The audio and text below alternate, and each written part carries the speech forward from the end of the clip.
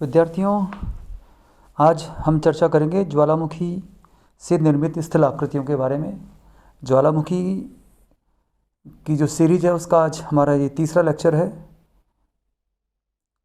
इस लेक्चर में हम ज्वालामुखी से निर्मित स्थलाकृतियाँ जो हैं उनके बारे में विस्तृत रूप से आज चर्चा करेंगे।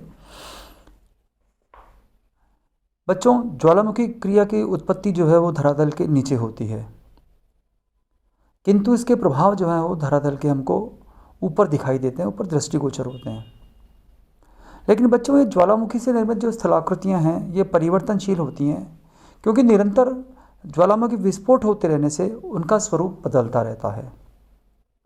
सामान्य रूप में हम ज्वालामुखी से निर्मित स्थलाकृतियों को दो वर्गों में रखते हैं। एक आभ्यंतरिक स्थलाकृतियाँ यानी इंट्रूसिव टोपोग्राफीज, और दूसरा है बाह्य स्थलाकृतियाँ एक्सट्रूसिव टोपोग्राफीज।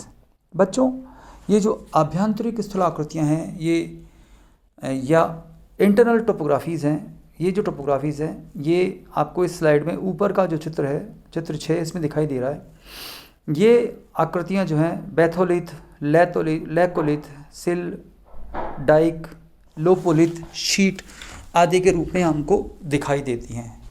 बच्चों, ये जो स्थलाकृतियाँ हैं ये स्थलाकृतियाँ ज्वालामुखी का जो लावा है या मैग्मा है उसके ज्वालामुखी के उद्गार के रूप में बाहर नहीं निकल पाने के कारण ज्वालामुखी का जो मैग्मा है वो पृथ्वी के अंदर ही जमा हो जाता है विभिन्न आकृतियों के रूप में, और यही आकृतियाँ जो हैं वो ज्वालामुखी की आंतरिक स्थलाकृतियों के रूप में जानी जाती हैं। जैसे इसमें लैकोलिथ है, लैकोलिथ जो है वो ज्वालामुखी के उन्नतोदर जमाव होते हैं। लोपोलिथ जो है वो नतोदर जमाव होते हैं। इसके अतिरिक्त ज्वालामुखी शीट जो है वो बिल्कुल क्षैतिज जमाव होते हैं।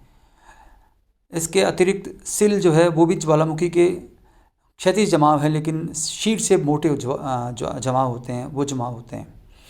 तो ये जो स्थलाकृतियाँ हैं वो ज्वालामुखी की पॉस है, स्टॉक है, लैकोलिथ, बैथोलिथ है। बैथोलिथ बच्चों ज्वालामुखी का एक ऐसा गुंबद होता है जो सैकड़ों हजारों किलोमीटर लंबाई में फैला हुआ होता है। तो ये सभी स्थलाकृतियाँ जो हैं वो आंतरिक स्थलाकृतियाँ या आभ्यंतरिक स्थलाकृतियाँ कहलाती हैं। जबकि दूसरे प्रकार की जो टोपोग्राफीज़ हैं, स्थलाकृतियाँ हैं बच्चों, वो है बाहरी स्थलाकृतियाँ या एक्सट्रूसिव टोपोग्राफीज़।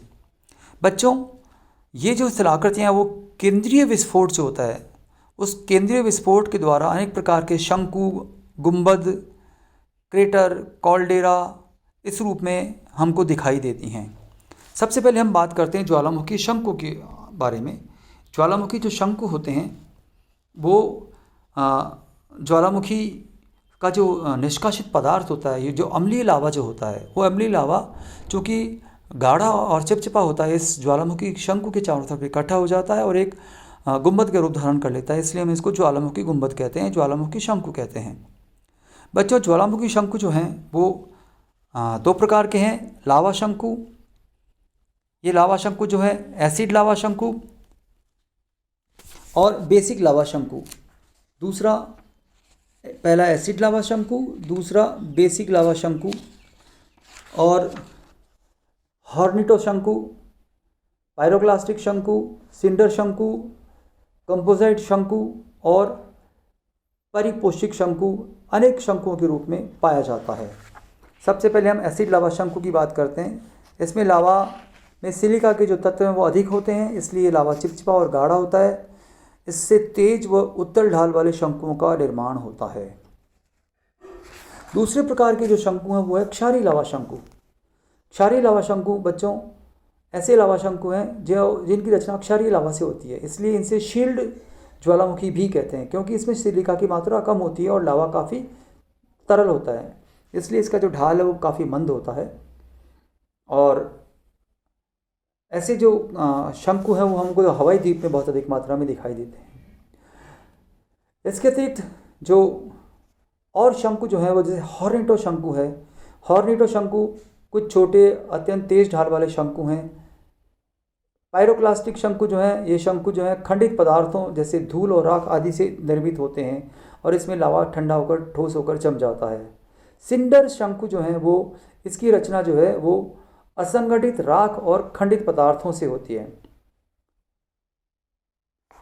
इसके अतिरिक्त मिश्रित शंकु कंपोजिट जो कोन्स हैं, इनकी रचना लावा तथा राख और खंडित पदार्थों के विभिन्न तटों के सहारे जमने से होती है। इसके पश्चात परिपोषित शंकु जो है, पैरासाइटिक कोन जो है, वो ऐसे शंकु जो हैं ज्वालामुखी शंकु के पार्श्व में जो दरारें और छिद्र जो होते हैं उनसे लावा के उद्गार से गौण शंकु बन जाते हैं। अर्थात एक मुख्य शंकु में गौण शंकुओं के बन जाने से परिपोषित शंकुओं का निर्माण होता है। बच्चों, इसके पश्चात दूसरी प्रमुख स्थलाकृति है वो है क्रेटर।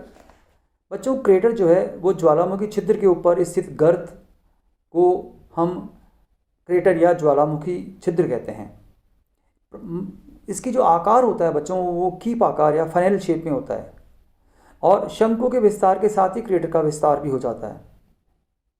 बच्चों, संसार का सर्वोच्च जो क्रेटर है वो है इक्वेडोर का कोटापेक्सी जो है वो है, जो समुद्र तल से लगभग 6000 मीटर की ऊंचाई पर पाया जाता है। कभी कभी बच्चों क्रेटर के भीतर ही कई छोटे छोटे शंकु भी बन जाते हैं। ऐसे क्रेटर को हम घोंसलेदार या नेस्टेड क्रेटर कहते हैं। कुछ उदाहरण जो है वो मैं आपको देना चाहूँगा क्रेटर के, जैसे जापान का आसो क्रेटर है। इसके अतिरिक्त हवाई द्वीप का कॉल्डेरा क्रेटर जो है वो भी इसी प्रकार का क्रेटर है। अब हम बच्चों तीसरी प्रमुख स्थलाकृति के बारे में बात करते हैं जो है कॉल्डेरा।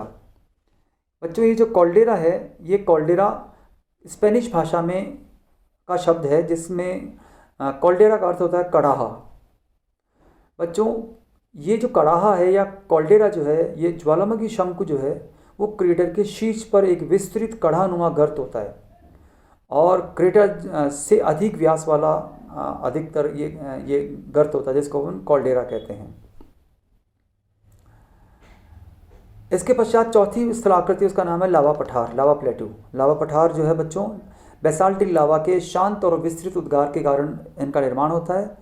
जैसे में हमने बात करी थी, क्रिटेशियस काल में भारत में दक्षिणी भारत में दक्कन ट्रैप का निर्माण हुआ था, जो कि लगभग 5 लाख वर्ग किलोमीटर क्षेत्रफल में फैला हुआ है। इसी के अतिरिक्त और भी इसके उदाहरण हैं, जैसे कोलंबिया का पठार है, पेटागोनिया का पठार है, किम्बरले पठार है, विक्टोरिया क्वींसलैंड के पठार हैं और आइसलैंड के पठार जो हैं वो इसी प्रकार के ज्वालामुखी उद्गार से निर्मित पठार हैं। इसके अतिरिक्त बच्चों कुछ गौण स्थल आकृतियाँ हैं वो भी इससे बनती हैं, जिसमें ज्वालामुखी का जो वाष्प है उसके एक्सेलेशन से, उसके उच्छ्वसन की क्रिया से छोटी छोटी आकृतियाँ बनती हैं, जिसमें पहली आकृति है गीज़र। बच्चों, आइसलैंड की भाषा में गीज़र या गैसर जो है वो फुहार छोड़ने वाला या तेज़ी से उछलता हुआ एक फव्वारा होता है। होम्स महोदय ने एक परिभाषा दी है इसकी। गीज़र गर्म पानी के स्रोत हैं जिनसे कुछ समय के अंतराल पर उष्ण जल एवं वाष्प तीव्रता से निकलती रहती हैं। गीज़र are the hot springs from which a column of hot water and stream is explosively discharged and intervals. बच्चों, ये जो गीज़र्स हैं इसमें कुछ अच्छे उदाहरण हैं। संयुक्त राज्य अमेरिका का जो येलोस्टोन पार्क है उसमें ओल्ड फेथफुल गीज़र बहुत प्रसिद्ध है। इसके अतिरिक्त आइसलैंड के हैकला प्रदेश में ग्रेट गीज़र जो है वो बहुत फेमस है। न्यूजीलैंड के उत्तर द्वीप समूह के पास वायमंग, पोहुटू, वाइकाट आदि गीज़र बहुत फेमस हैं। इसके पश्चात दूसरी प्रमुख स्थलाकृति गौण स्थलाकृतियों में धुआरे या फ्यूमरॉल्स। बच्चों, धुआरे जो है वो लैटिन भाषा का फ्यूमरॉल का से लिया गया है, जिसका शाब्दिक अर्थ होता है गैस तथा वाष्प निष्कासित करने वाला छिद्र। अर्थात ऐसा छिद्र जिससे गैस और वाष्प जो है वो निष्कासित होती रहती है, उसको हम धुआरा या फ्यूमरॉल कहते हैं। बच्चों, ये जो फ्यूमरॉल है इसके लिए अलास्का जो है वो बहुत फेमस है। अलास्का में 10,000 धूम्र छिद्रों की घाटी जो है वो बहुत फेमस है। इसी घाटी में बच्चों कटमाई धुआरों का क्षेत्र भी बहुत फेमस है। इसके अतिरिक्त कोलंबिया में बम्पास हेल जो है वो बहुत फेमस है। न्यूजीलैंड में कारपेंट्रिया की जो खाड़ी है वो भी धुआरों के लिए बहुत प्रसिद्ध है। बच्चों, एक ऐसा फ्यूमरॉल जिससे केवल गंधक निकलता है उसको हम सोलफात्रा कहते हैं। सोलफत्रा गंदगी धुआरा भी कहते हैं। तो सोलफत्रा जो है वो एक ऐसा धुआरा जिससे गंधक निकलती है। इसके अतिरिक्त बच्चों उष्ण जल स्रोत हॉट स्प्रिंग्स भी जो हैं ये गर्म पानी के चश्मे या थर्मल स्प्रिंग्स हैं जिनका तापमान लगभग 21 डिग्री सेल्सियस से 100 डिग्री सेल्सियस तक पाया जाता है। संयुक्त राज्य अमेरिका के नेशनल येलोस्टोन पार्क में मैमथ, कैलिफोर्निया में लॉसन पार्क में, आइसलैंड, न्यूजीलैंड, इनमें अनेक उष्ण जल स्रोत पाए जाते हैं। भारत में जैसे है मणिकर नामक जो है वो हॉट स्प्रिंग है हिमाचल प्रदेश में, वो इसका एक अच्छा उदाहरण है। तो बच्चों, ये हमारे ज्वालामुखी जो है उससे निर्मित स्थलाकृतियों के बारे में आज हमने चर्चा करी। ये हमारी ज्वालामुखी का जो टॉपिक है उसका जो तीसरा लेक्चर था, जो ज्वालामुखी सीरीज का तीसरा लेक्चर आज खत्म हुआ। उम्मीद है आपको ज्वालामुखी का जो चैप्टर है, जो टॉपिक है, वो काफ़ी कुछ क्लियर हुआ होगा। धन्यवाद, थैंक यू।